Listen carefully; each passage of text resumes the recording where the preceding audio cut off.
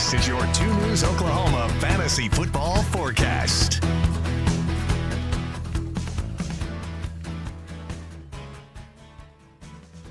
We're back again. No Caden McFarland this week. Traded Caden for you. Lucky you all, right? So you're back in here. I wanted to, come off the top talking about our show league a little bit, like we usually do. I got to 4-0. Yeah. Uncle Baby Billy in our league is 4-0. And then Annie keeps rolling along too. She beat Caden. She's been putting up a lot of points. Yes, she has. Yeah. And then you got a win. Yeah. And you've been making some moves the last couple of weeks, and you're asking me for some guys. I wanted to talk a little bit about. I mean, obviously, we'll talk about your specific trades that you did get through. Mm-hmm. And then also, I wanted to talk about when is the what sets it off? Like, I need to make a move. I think you know your team better than anybody else, and you know where this could go. And don't be afraid. If you're thinking, this is not how it turned out how I wanted it, start shopping. And then that's what I did. I mean, I reached out to everyone, and most were no's. And then I got someone that wanted some depth. So ended up getting, Stephon Diggs for Garrett Wilson and Calvin Ridley, who we know Stephon Diggs went off this last weekend. He did. But Calvin got a touchdown. I don't know. Calvin long-term is the answer. But I think Garrett Wilson is elite, and maybe if Zach Wilson continues it on, light on fire like he did last Sunday, there's some potential. He looked pretty confident, compared to obviously his last however many starts. It seemed like he was actually in. I listened to some stuff about what might have been the difference for him, and I guess they were giving him a lot more like, hey man, go out there and throw it on first down, like 1st and 10, go out there and throw it, right? As opposed to waiting till 3rd down when it's 3rd and long, and then it's kind of their pressure's ramped up. Maybe that is something that keeps on rolling for them. So I wanted to trade 2 ponies for a horse, and so that's what I got. I also traded, I went to someone, I said, hey, what will it take for Jalen Waddle? And they immediately responded, Joe Burrow. I was like, done deal.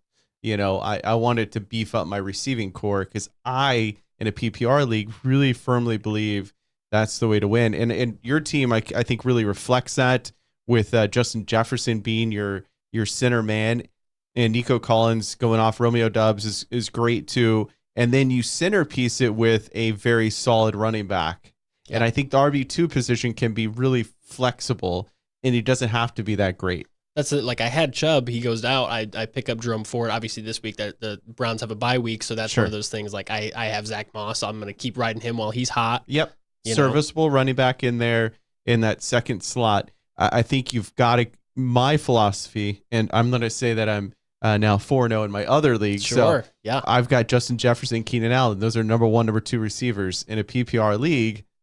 That's what's going to get you 4-0. And then I've got Tony Pollard, who is good, is solid.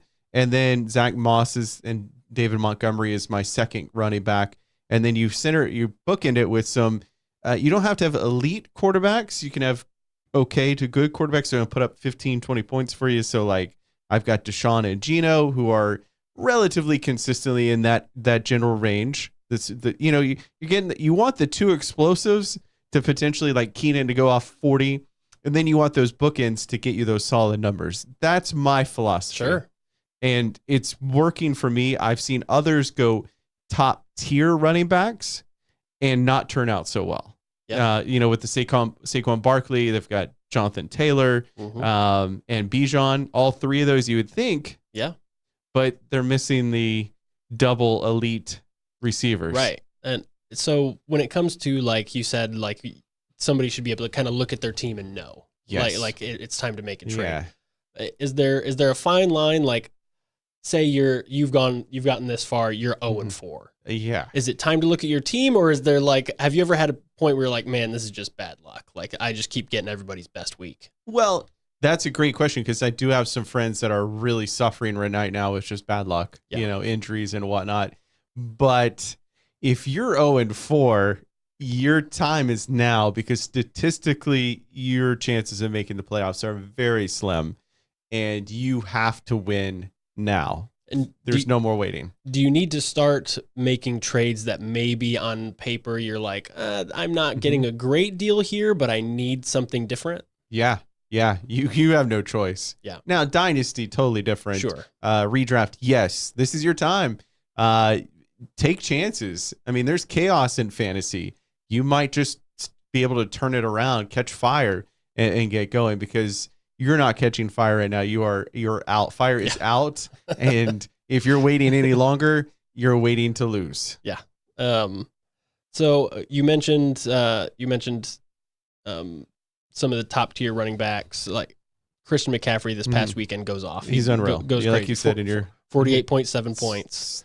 Crazy. Like at this age. And he had like 3 touchdowns by like this in like the second quarter, Yeah. It was like at that point it was like out of hand. And just the 49ers, we haven't talked about them a lot. I think, one thing, they're just good. Like they don't have a lot of problems. Yeah. They have just a collection of solid offensive players. They're just good. As an Eagles fan, they worry me. Right. Yeah. Yeah.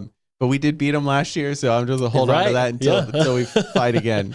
Yeah. And that's one of those things, like a guy like Brock Purdy, like he's again one of those, you talked about quarterbacks who like, he's not top tier in fantasy. He's, he's going to put up good numbers. He's surrounded by great players, but he's not going to put up like the Mahomes, Allen type, Burrow from last year type of numbers where it's, 25, 30, 40 points. Right. But he's going to get you that sweet spot number that you're just counting on from your quarterback.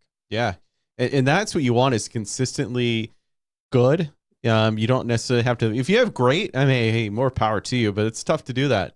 Who are your quarterbacks in your? That's where I'm struggling in that. So I have Stafford, and then I played Mac Jones a couple weeks. I'm not doing that anymore. Yeah. So my offensive player spot is actually I'm not putting a quarterback there right now because I don't have one.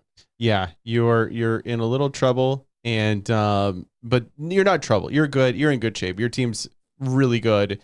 Not worried about you, but just for the show's sake, I'm going to put myself in your shoes with your team and say, it's great right now, but things change so rapidly. Mm-hmm. How can I pivot to, you could get yourself an elite quarterback, That's what I've been, every now and then I'm floating little feelers to people like, like I mentioned on the show last week to Caden, I had Michael Sager has 3 top tier quarterbacks on his roster. He's got Mahomes, he's got Hurts, and he's got Tua sitting on his bench. Right. And I keep floating stuff to Sager like, what are you offering? Just give me 2 off your bench.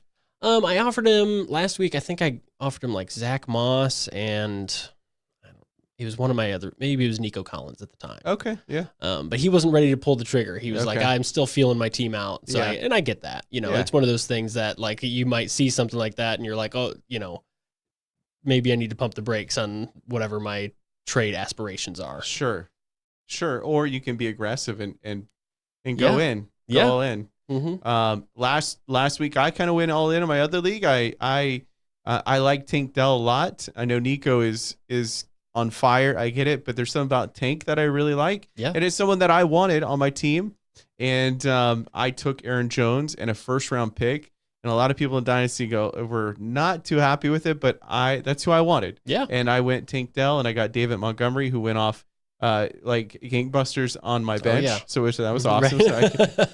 So I got him and Tank Dell and Rashad White, which we can talk about later. But that's who I wanted. That's that's the thing about fantasy. You gotta go with what you want, what your gut is. I wanted an elite receiver. I was gonna keep going until I got it. Right. And now I feel better about my team. Yeah, and it is a kind of relief. Like you might think, oh, am I giving up too much? But when you get a guy like Stephon Diggs back, it's automatically like, okay, well I have Stephon Diggs now. Yeah, right. Like, yeah, I lost 2 pieces, but I gained again the horse. Lost 2 ponies, gained a horse. Right. And he, along with, I've got Puka Nacua. I also got let's see. I don't want to keep going down but I got Jalen Waddle, who's a little behind right now, but hopefully coming back up.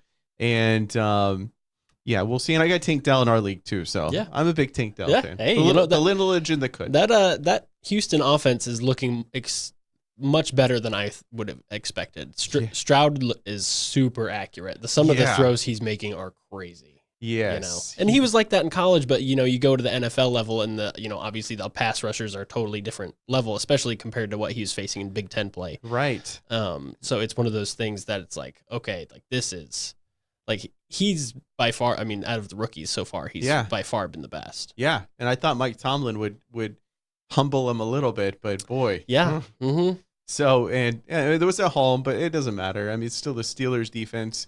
And no matter what they've been going through offensively, they're still a solid defense. So yeah, TJ Watt is still over there. Yeah, he lit them up. Now, what we do expect with Houston is for them to be playing behind a lot of the time. Yes, and so that's why I think Tank now he's the starting receiver for me is pivotal because they're obviously going to be after Nico because he's wide receiver 1 on that team. Mm-hmm.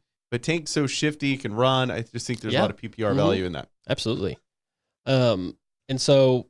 We'd mentioned Stephon Diggs this past week. The Bills humbled the Dolphins after their, it seemed like the Dolphins were on this trajectory to just start scoring on everybody, and they could not do that to the Bills. Bills take them down pretty easily, really. Josh Allen kind of revived his sort of fantasy, numbers because this year's looking a little squirrely, for him. Yeah. But not anymore. No, yeah. So he was looking good. So I'm sure a lot of people were happy with that. He was the top quarterback. Your guy, AJ Brown, he did the thing. Yeah. Being a Devonta fan for the Eagles, I love AJ. I've loved him, but also in fantasy on both of my leagues I got Devonta. The guy can catch anything. It's tough to see on the other end. All it is, yeah. But, Devonta still gets his own, and that should help you out if you own Devonta, is that you're still going to get yours, even when AJ is going. Yeah. He won't, there's nothing that says Devonta won't be startable at any point. No. He's going to consistently be somebody who should be started. Yeah, because we see his floor now, and it's pretty solid. But we know that explosion game, it's coming. So, there's a high ceiling and a high floor, I think, with Devonta. Yeah, and they squeaked by in that one. The Eagles did. That was tough. The Commanders are a weird team. They are, but divisional games, you always expect weirdness. Yeah. And with a lot of the bye weeks, I'll mention them now since we're talking about it. Cleveland, Los Angeles Chargers, Seattle, and Tampa Bay all on a bye. But with some of the quarterback issues, like if Sam Howell was available in our league, I would get him. Yeah. As he should. We mentioned Stroud. He's worth a pickup if he's available. If you have him on your bench and you're down a quarterback, he's certainly startable at this point. He's shown it to this point. Agreed. And yet Howell is one of these guys. It's like he's got like low floor but super high ceiling. Yeah. He's kind of all over the place, but if you're in a crunch, then you're in a crunch. Yeah, and the rushing helps. That kind of helps. That game against the Bills, I think we're seeing now was a tough match for them. So I think Commanders are going to be okay, and Howell's a good pickup, good second quarterback, and in potential matchups, whichever one you find. And with bye weeks, you got to put him in. Did you watch any of that Toy Story game on Sunday morning? I try to show my kids that. My son's 9 and he's too cool for that. So he's like, yeah, cool, okay, Dad. Right. My youngest 6-year-old, he's like, oh, that's cool, but it didn't really hold their attention. It was weird. It was weird. You look at it, you're like, okay, that looks for the kids. That looks cool for me. I'm like, what the heck is going on here? Yeah, especially I don't know how much testing goes into something like that, but it was clearly at the start something was very off, where they were just like, it was the first drive and they just had to cut away to like the animated broadcasters. Yes. And it was just Booger McFarlane's huge head next to whoever the play-by-play guy was, and it was just a very bizarre sort of. I agree. It was bizarre. I didn't know if that was a mistake or. You could hear like every now and then you'd be like, yeah, you'll have to excuse us. We're having some technical difficulties. And then but they're mixing that like messaging around with, you can see Slinky Dog behind us, and it's like, yeah. But it's for the kids. Sure, yeah. And I saw a lot of people saying like, "Oh, thankful, I could watch football with my kids." And I was sitting there thinking like, I couldn't. That wasn't really watching football to me. No, I was like, here, go watch it on your iPad. Right. I'm going to watch it on the big screen. But yeah, so that was that was funny. I wonder if they'll end up doing that anymore because it was a little strange. So Cole Kmet was a top 8 tight end last year. Mm-hmm. If you want to believe in him this year, tight end's a wasteland. I mean, outside of who's our Kelsey? It's Kelsey, and I mean this year Laporta's been good. Laporta looks like a beast, consistently good. Yeah.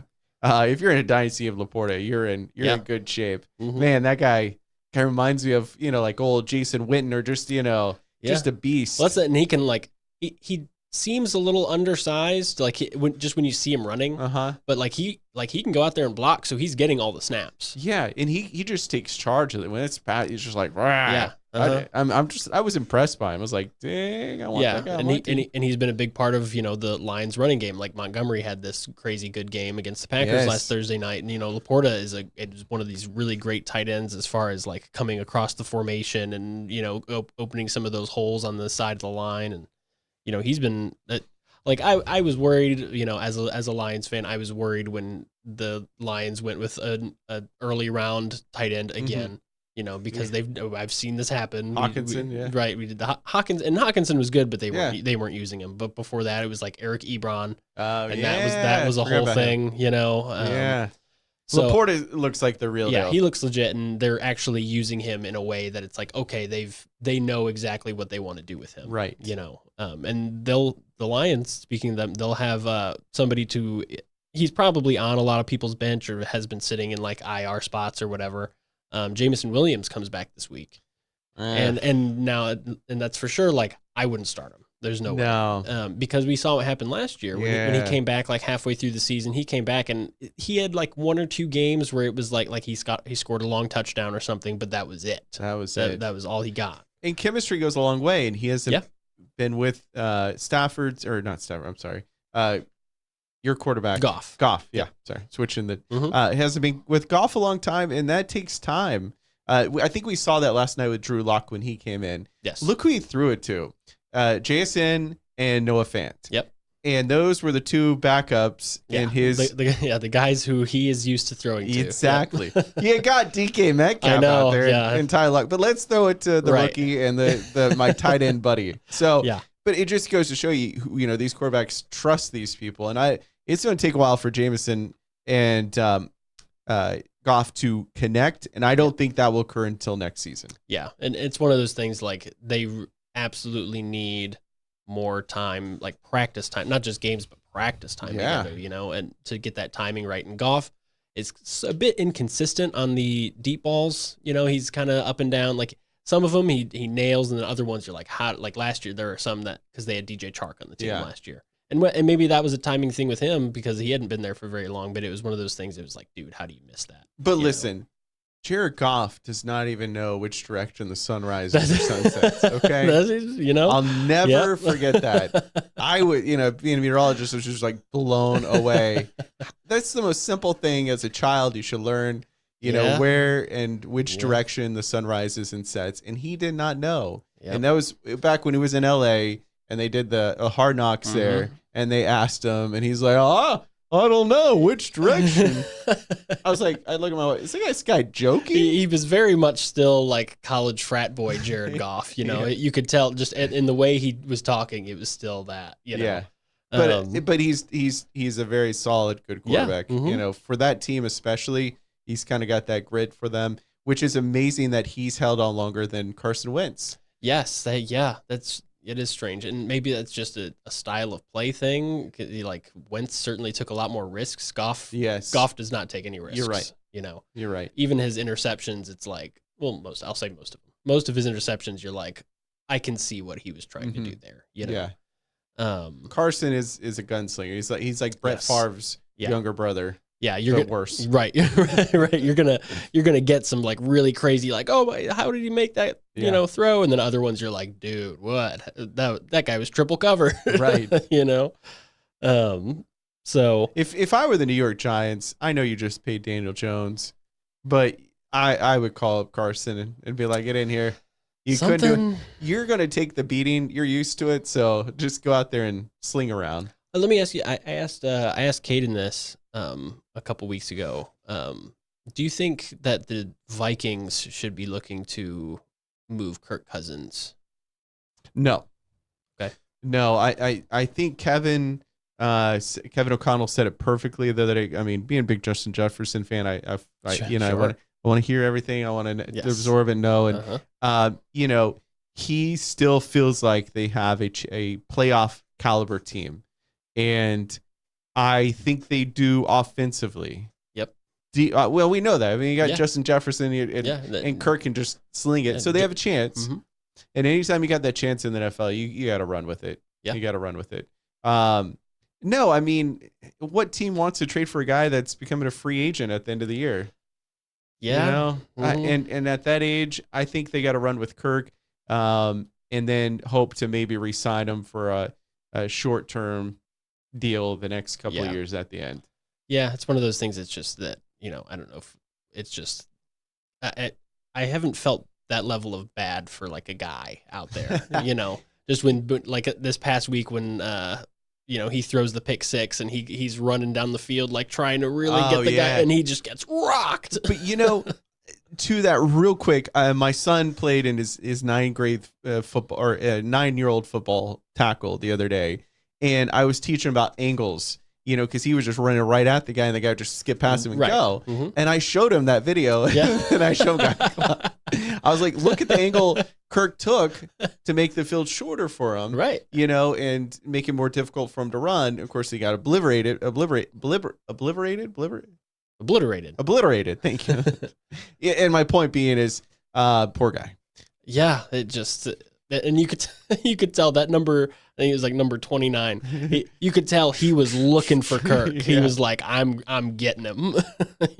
He saw some speed on him. He could have got there if he didn't get rocked. He got rocked. It was hilarious. So I wanted to talk about some of the different injury updates that there are. T. Higgins said I saw a report earlier today that he said he might try to play with this broken rib. I had heard he had like 4 broken fingers. Is that not true? Did we hear any more about that? All I saw was ribs for T. Higgins. Okay. Yeah. Okay. So maybe 4 broken ribs. Right. Yeah. He said he was like, I might play, I might not. So it seems like it might just be like, does the team clear him? Because he seems like he would want to try to play through it. But that Bengals offense has been tricky to deal with already anyway. Hamstring's been an issue this year. Mike Evans dealing with the hamstring. They're saying it's minor, but that they do have this bye week coming up. So luckily, if it is actually minor, it's something that he can automatically rest on. If it does go any further, obviously Chris Godwin is the natural guy who's going to get the boost there. Godwin should be getting more anyway. I don't know why they're. He is, yeah. He's super. Even with Brady, when Brady was there, it was still like I'm surprised Godwin isn't getting more. Right. More run. Javonte Williams for the Broncos had a hip issue. Samaje Perine is there. And then Jaleel McLaughlin got in the game and racked up quite a few points this past weekend. Williams might not even be out this coming week, but it was something that made him leave the game. Jaleel McLaughlin is going to probably be at the top of a lot of waiver wires just because he could be the starting running back. Yep, and running backs are sparse, so yes.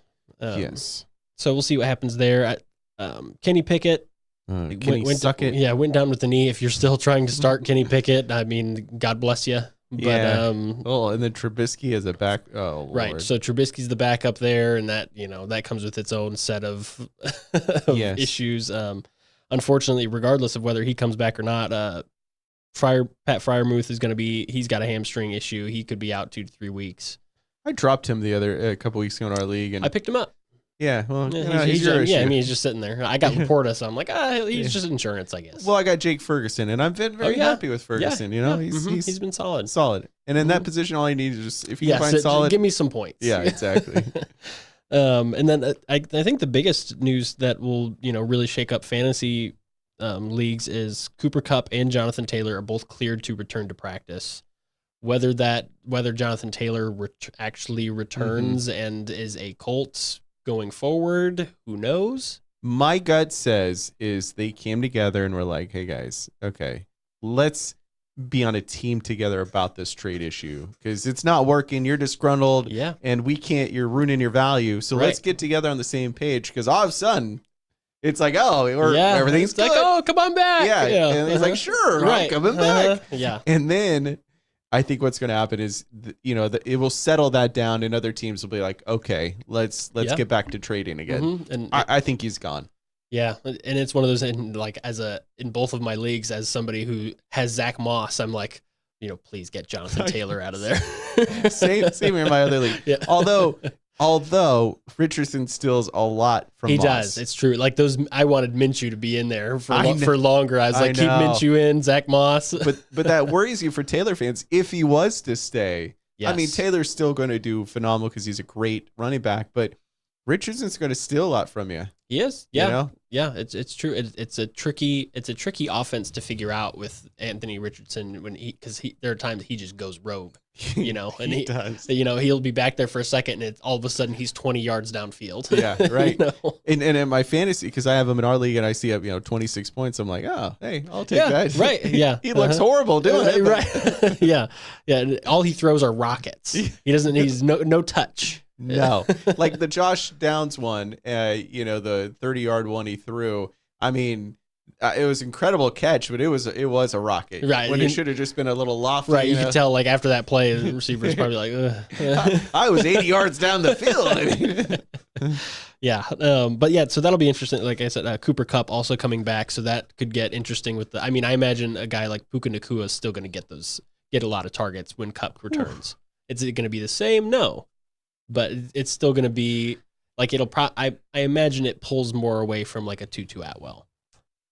Yes, I agree. That'll be interesting because Kupp and they play the same role. So I don't know. That will be it's a good problem for the Rams to have. Sure. A bad problem for fantasy. Yeah, it definitely makes it tricky. I mean, obviously, once Kupp is cleared to play and is back, you start him. Even when he's back, you at least start Nacua that first week just to see, is it going to be the same? Because I would probably not want to risk benching him just because Cooper Kupp is back, unless I have a very obvious replacement. I think Nacua goes down a lot. Unfortunately, a guy that has him too. I think Nacua goes down a lot. Kupp will excel because then most likely Kupp will probably go the slot, and then Nacua will have to play outside and Tutu on the other side as well.